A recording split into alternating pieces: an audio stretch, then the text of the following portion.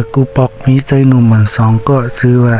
ใจผาเลยใจย้อมเขาสองก็ในเปลี่ยนไทยก็หลีกันตั้งแต่เมื่อก็เล็กๆปุ่นในเย้าก้อยกะลองน้ำใสเขาเปียกเปิงกันไว้ในเย้าใจผาเป็นคนมีน้ำใจลีไหลใจเสือแถมปืนในเย้าอันเป็นใจย้อมซ้ำความน้ำใจพอดเละเซกี้ใจผาอยู่ตาซีย้อนเปว่าใจย้อมนั้นมีลูกเมียเย้าเลยอันเป็นใจผานั้นตึกเปลี่ยนเมาหลอดแล้วเมาสวยปีอยู่ก้วยเลยสั่งมีสาวๆเขาอ่อนกันมาลัดต่อมาเก้ามันกูวันเลยอันเป็นใจยมนั้นก็สั่งไล่เซกิใจผาซึ่งนั้นยาวปอเขาพิษพ้อกันมาเมื่อไหลมีสิกษาสิงเข่งต่อกันมาเมื่อไหลก็อันเป็นใจผานั้นย้อมอ่อนย้อมน้อมบันตาสีในยาวมีหนังวันหนึ่งย้อนปือใจย้อมมีใจนาโลเหนือใจผาเลยสั่งห้องเอาใจผามากินเจาะดีเฮินมันยาวใจโยมก็สั่งลาตีใจผาว่ากินให้เต็มตีนาได้ก็กินให้เมาแล่เล่งปามีมันนั่งหือให้เขาพอนอนรับกว่ากำนั่นอันเป็นใจผากันเลยมีมันก็กินเหล้าสีเมาหังไปหังมันเลยนอนรับก็เย้ากำนั่นก็มันสั่งขึงจำยันมันเสียอันมันวางแผนกันไว้นั่นก็เข้มแลบเต็มทนกว่าเย้าเพื่อดึงกังในมาอันเป็นใจโยมนั่นสั่งมาสุก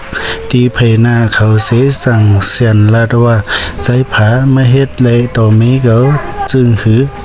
ไม่หมึกถึงตีกดไหลป้ามีอ้อยก็ซึ่งนั้นห้าในเย้าอันเป็นใจผาก็ตกใจตื่นขึ้นมาเสียมันก็ลาดว่าคำไรเฮ็ดสังคำว่าในขาเมาหนาเลยขานอนรับกว่าก้วยอันเป็นใจผาก็กวางกะหูลองสังเลยย้อนเปิดตกล็อกใส่ยมเสมันใจก็สังเฮ็ดหือกลมหน้ากลมตาอยู่เฮ็ดนั่นยาวอันเป็นใจยมก็เน็ตออกเหินกว่าเสเน็ตกว่าลัดแหนกวนวันว่าอันเป็นใจผานั่นนอนซอมมีมันไหนเอาเมื่อกวนวันเขาเลยฮู้เลยยินซึ่งนั้นก็กวนวันเขาอ่อนกันยุ่มใส่ยมลัดนั่นเสียกว่าในทั้งพิษใจผากว่าทั้งพิษใจผาเหมือนใจยมนั่นย่อกวนวันเขาก็จังว่าพอเป็นนั้นได้โลลึกใจผาออกอยู่สมผีนั่งกองก้อยอันใจอันจำไก่วันเฮานั่นก้อยในย่าเฮ็ดนั้นเสียกวนวันเขาก็อ่อนกันลึบใจผาออกหมู่วันเขากว่าย่าใจผาก็เลยออกหมู่วันมาเสียไปเข้ากว่าในเถิดกูอยู่ก็สังเฮ็ดซึ่งหือวนว่าเจียวไปเจียวกว่าก็เจียวปดเถินก้อยมันใจได้วนหนังนั้นย่ามันใจก็เลยสืบไปกว่าอยู่ให้นันติ๊ก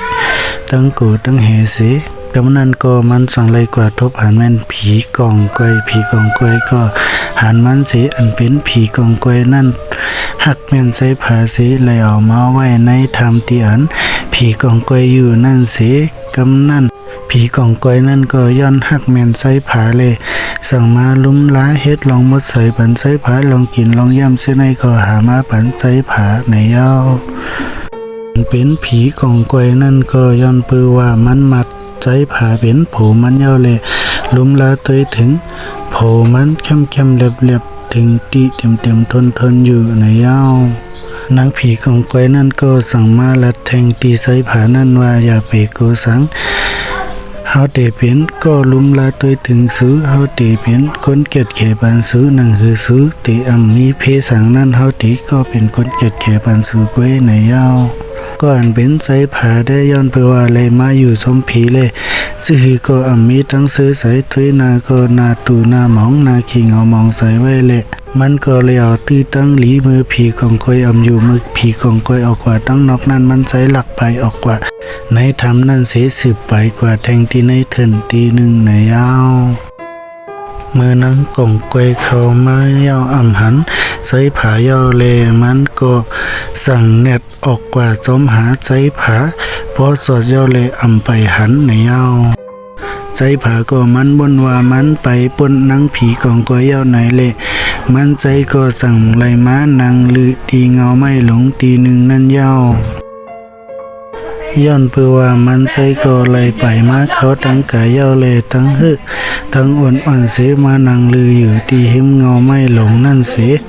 มันใจก็เลยลืออยู่เก็บหนึ่งกวยเสียและยินเสียงตีนนั่งกองกวยตีนเหลียวล้ำสมมาเยาเลยมันก็สั่งไล่ลูกเลียนแทงกำหนึ่งเยาอันเป็นใจผานั่นก็หนังกะแห้งมันมีอยู่นั่นหนังกะแห้งมันคืดอยู่นั่นมันก็แลนเต็มตีเย้าเลยมันก็คืออ่อนน้นหนักกว่าสัมโพอำไข่ลายเย้าเลยกำนั่นมันสั่งวนไหลลองหนึ่งกำนั่นมันใจก็สั่งไหลนอนลงกว่าเสกิ่งกว่ากิ่งมะหนังหือหลินกลมเตโกมันนั่นยาวกำนั่นมันใจก็สั่งเฮ็ดแกงไตมันใจวนว่ามีล็อกไล่ในก้อยอันตีลอดไล่ในมือผีนั่งกองก้อยในเย้ากำนั่นนั่งกองก้อยก็ฮอดถึงมาหันอันเป็นโผมันใจผาในนั่นตายไว้อยู่เลยมันก็สีไหลสีใสเงาใสขี่ใจมองใสหน้าเสเมื่อย้ำหนังนั้นอันเป็นใจผานั่นก็ไล่การล้มถอยใจไว้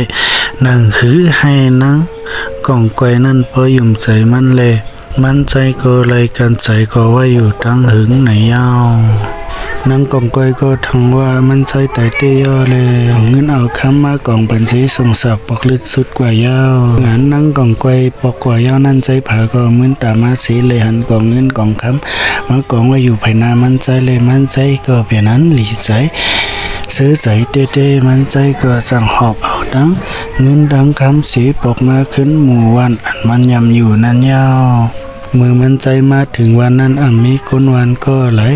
ฮัดตักสิงฮัดละโตมันย้อนเบว่าคนวันเขาวนว่ามันไตกว่ายอกในซื้อเทงลองหนึ่งก็ขยังไปมันใส่ไล่ว่าใจภายนั่นเป็นคนห้าเป็นผีก็เป็นใจโยมนั่นเมื่อเลยยินเขาว่าใจผาไปไต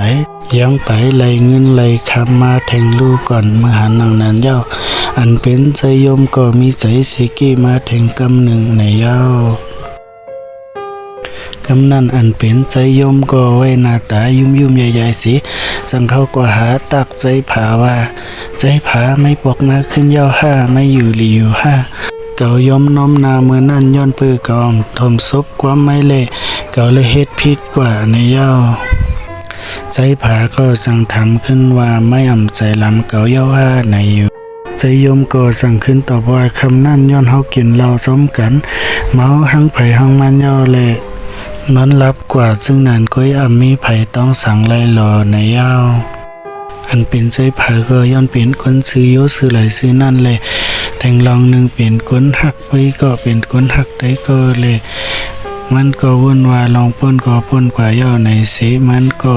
ไล่ใจลำเนื้อใจยมสั่งในยาวกำนั่นใจผาก็จังรัดแหนลองตั้งมันอันใจผาก็ทบมาในเถื่อนนั่นลอนมันเลยเงินเลยคำมาซื้อนั่นก็มันรัดแหนใจยมหมดยาวเมื่ออันใจยมเลยเงินหนังนั้นย่อมันก็พกมาเฮิรนเสมาหนังวนอยู่ตีเฮิรนนั่นตั้งหึงมันก็ขลายเงินขลายคำเหมือนซึ่งหนังใจผานั่นเลยมันตีเฮทีให้พอเลยเงินเหมือนหนังใจผานั่นไหนมันหล่อมวนอยู่ตั้งหึงยาวกำนั้นมันก็เต็บตัดใจไล่สีมันก็จังไปผัดออกหมู่วันอันมันใจอยู่นั่นสิเข้ากว่าในเทินอันใจผาลัดแหนนั่นยาวมันก็เลยมาทบผีกองกอยนั่นสิเลยมาอยู่สมผีกองกอยนั่นอยู่ตั้งหึงเฮ็ดนั่นสิถึงหนังวันหนึ่งมันก็วุ่นว่าถึงเขาย้ำเย้าไหนเลยมันก็เฮ็ดแกงไตเหมือนซึ่งหนังใจผาเฮ็ดนั่นสิกำนั่นผีกองกอยนั่นก็สั่งมาหันโผมันนอนอยู่ไว้สิวนว่าโผมันเฮ็ดแกงไหนเลยมาจำตัวเลยมาจี้ตัวเลยเอานิ้วมือมาจี้ตัวเสอันเป็นใจโยมนั่นย้อนเปื่อยย้อนไล่เสียงโคมันหลานออกมาเสกำดึงสุดนั่นผีกองกอยก็เลยฮู้ว่าใจโยมนั่นหลอกเขาเหรียญเขาไหนเย้ากำนั่นผีกองกอยก็ใจหลับนาเย้าเลยสั่งไล่ปันตามไตอันเป็นใจโยมนั่นกว่าดีนันเย้าอันเป็นใจโยมก็เลยเปลี่ยนผีกองกอยอยู่สมเขากว่าที่นั่นต่อสู้ยาว